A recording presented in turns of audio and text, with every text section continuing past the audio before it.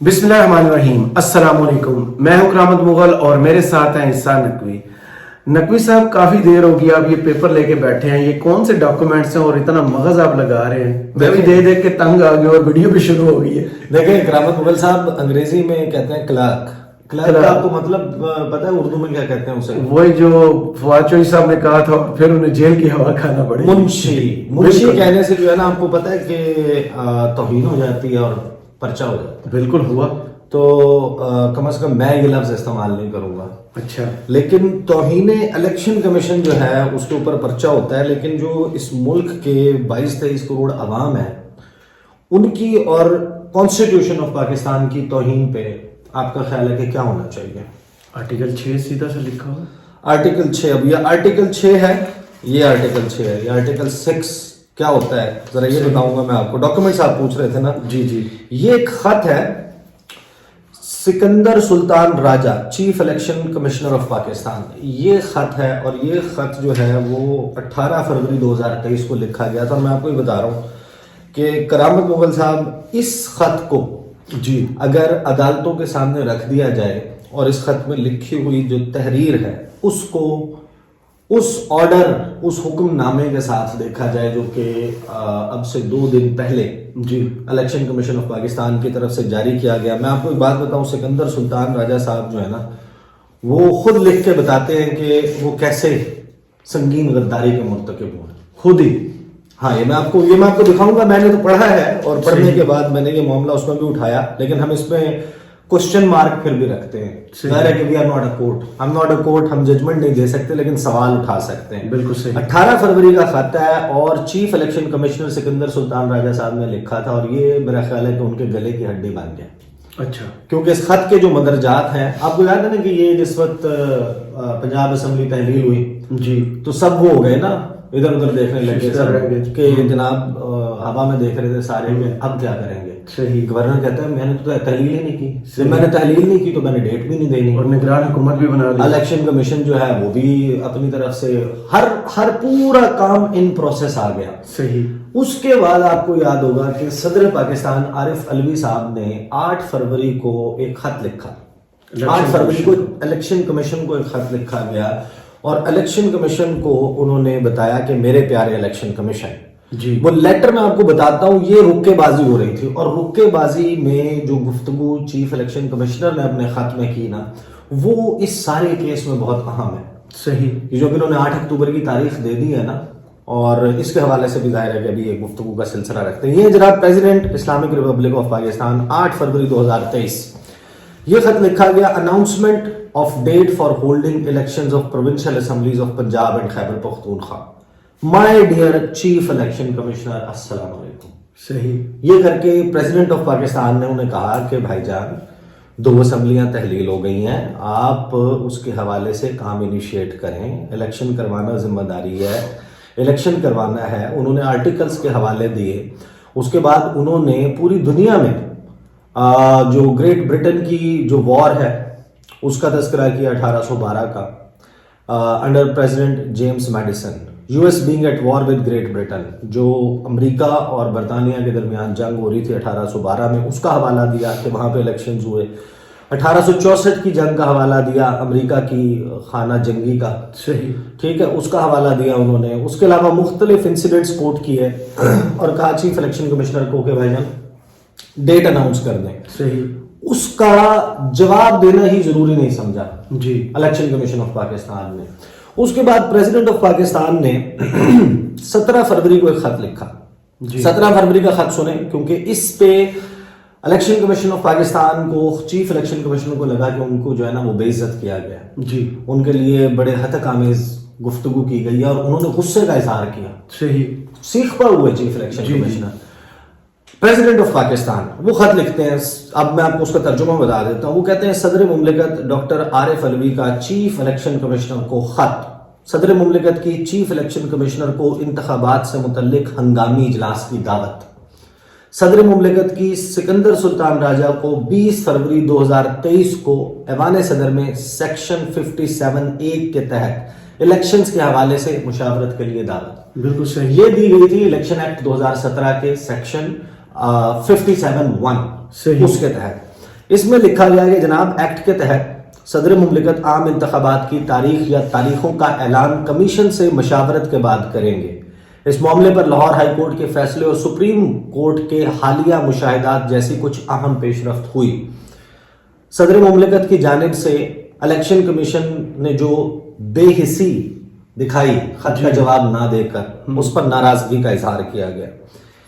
Election commission نے ابھی تک پہلے خط کا جواب کیوں نہیں دیا؟ صدر مملکت نے پوچھا. پھر صدر مملکت نے کہا کہ میں بے چینی سے انتظار کر رہا تھا کہ الیکشن کمیشن اپنے آئینی فرائض کا احساس کرے گا اور اس کے مطابق کام کرے گا. صحیح.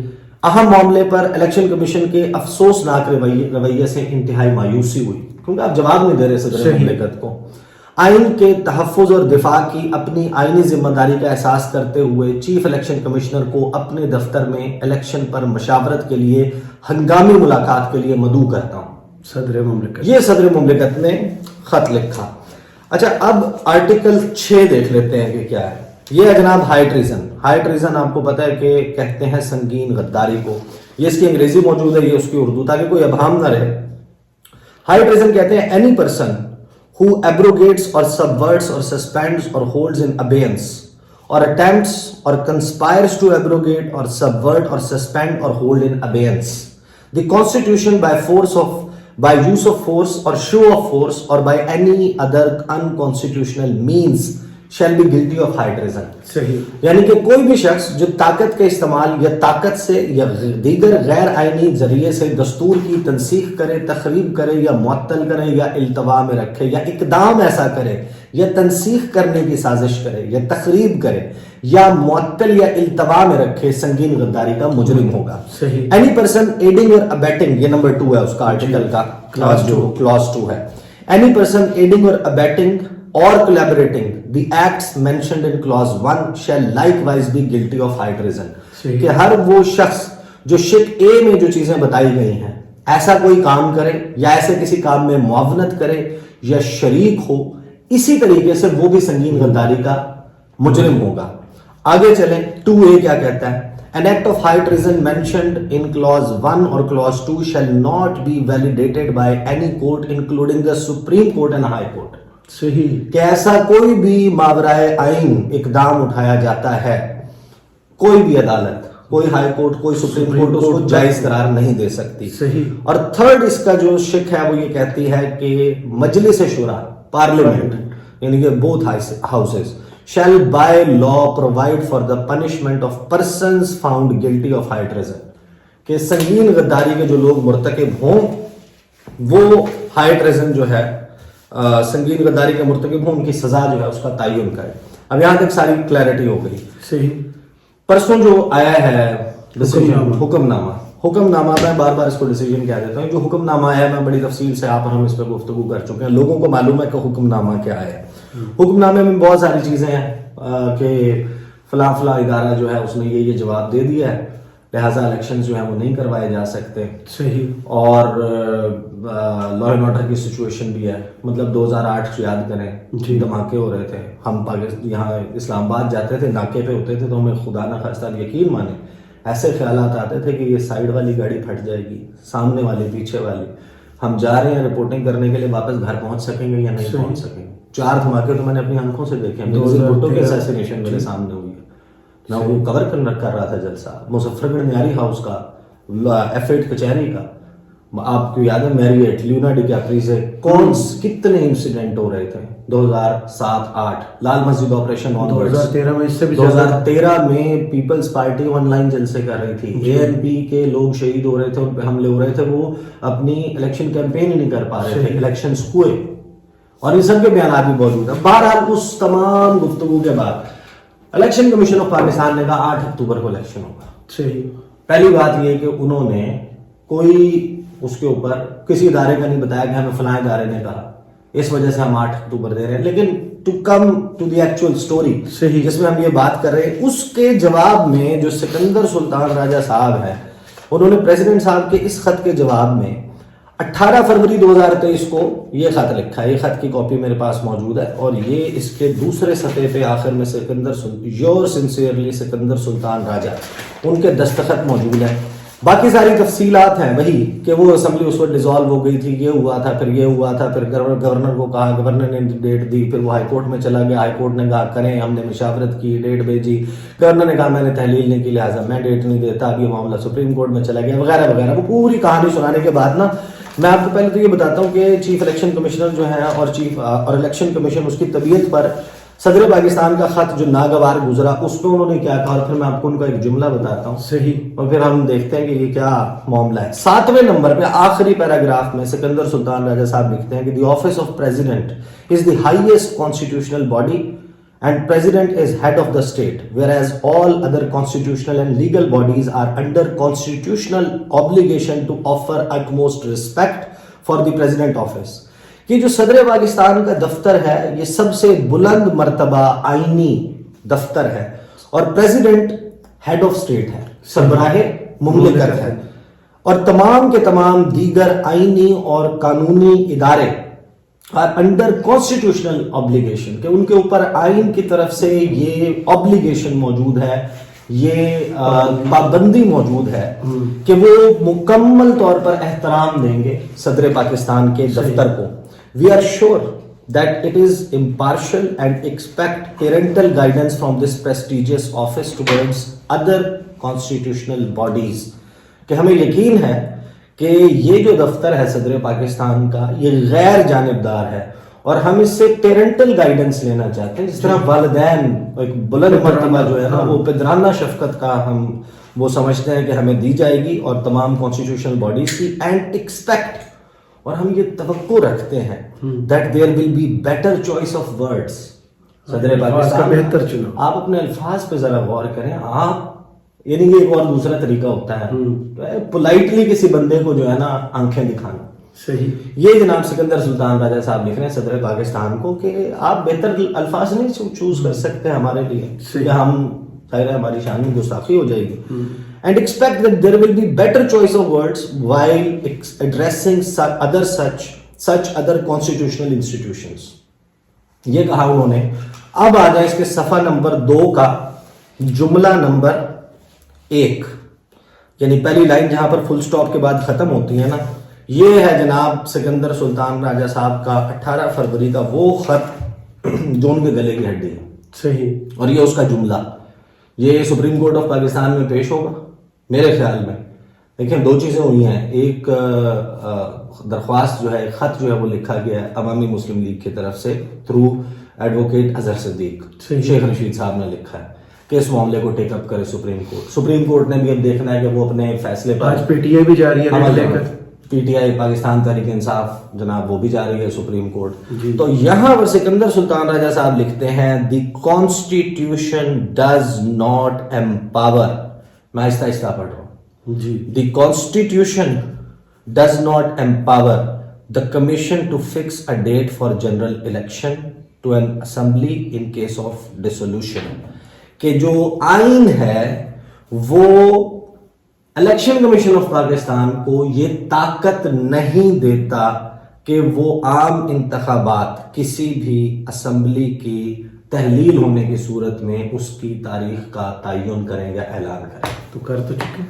اب 8 اکتوبر ایکسپلین کر دیں مجھے اس حکم نامے میں جس میں آپ نے 8 اکتوبر کی ڈیٹ فکس کی ہے, جس کے لیے آپ نے کنسلٹیشن کرنی تھی, اور جس طرح آپ نے پہلے کنسلٹیشن کی سپریم کورٹ, دیکھیں کرونالوجیکل آرڈر ترتیب سے سنیں.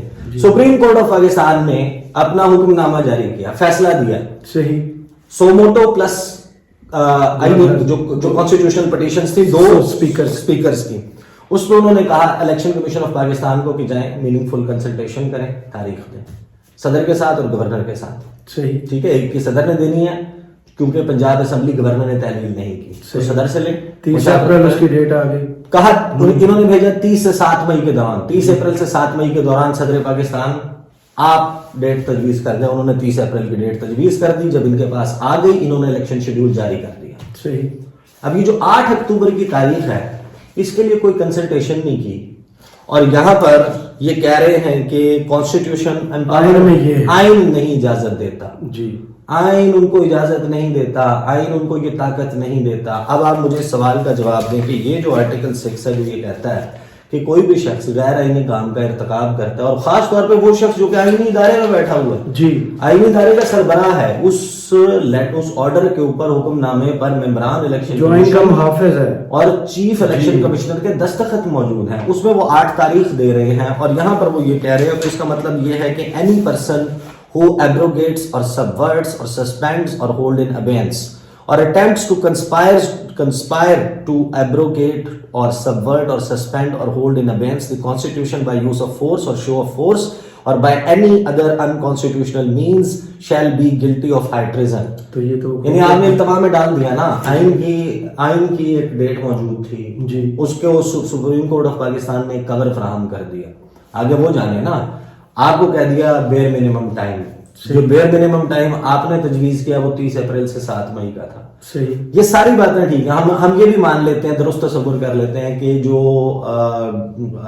جو ویراسٹی ہے جی یا جو سچائی ہے ان میٹنگز کی وہ بالکل ایسے ہی ہوگی کہ لا انفورسمنٹ ایجنسیز نے کہا ہوگا کہ ہمارے پاس نہیں ہے فورس فراہم کرنے، ڈاکٹر صاحب کے محکمے نے کہا ہوگا کہ ہمارے پاس ہوگی، ہم ساری بات مان لیتے ہیں، بالکل ایسا ہی ہوگا. اس کے بعد ان کو یہ کہنا چاہیے تھا کہ دوبارہ کنسلٹ کریں گے، دوبارہ کنسلٹ کریں گے، صدر پاکستان کو نئی